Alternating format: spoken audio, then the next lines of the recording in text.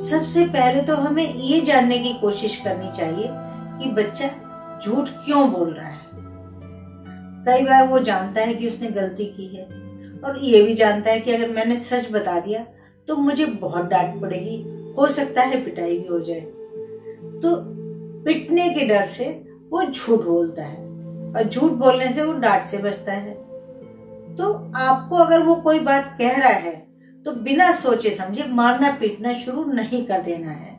माँ बाप का ये दायित्व है कि अगर उस बच्चे कहीं नुकसान हो गया है, कोई गलती हो गई है, कोई होमवर्क नहीं हुआ है और किसी तरह की और गलती हो गई है, इससे पहले बच्चे की पक्ष सुनने की कोशिश करें कि बच्चा क्या कह रहा है, कि ऐसा क्यों हुआ। अगर गलती भी हो गई है तो जहां तक हो सके उसको डांटें, भविष्य में वैसा ना करने की सलाह दें, ना कि उसकी पिटाई लगाएं या बहुत डांटें कि अगली बार डांट के डर से वो बात ना बताए।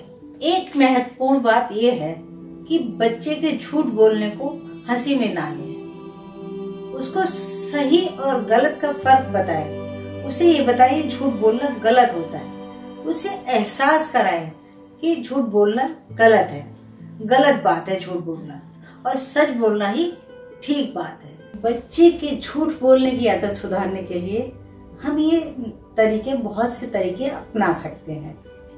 जैसे अगर बच्चा कोई कीमती चीज मांग रहा है और उसे आप दिलवाने में असमर्थ हैं, तो बच्चे को एहसास कराएं कि ये चीज बहुत कीमती है, इसे हम खरीद नहीं सकते, या उसको किसी भी तरह ये समझाएं कि बहुत कीमती है।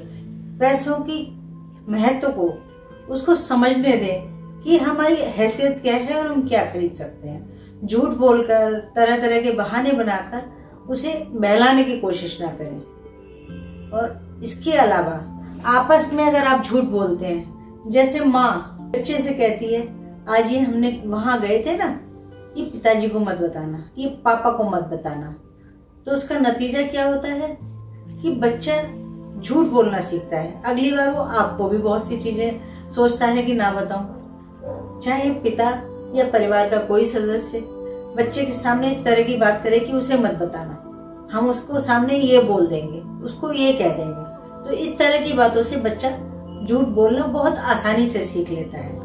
पहले तो ये जानने का प्रयास करें कि वो झूठ क्यों बोल रहा है। बच्चे के सामने और भी तरह के झूठ ना बोलें, जैसे काम वालों से झूठ बोलना, अपने कर्मियों के आगे झूठ बोलना।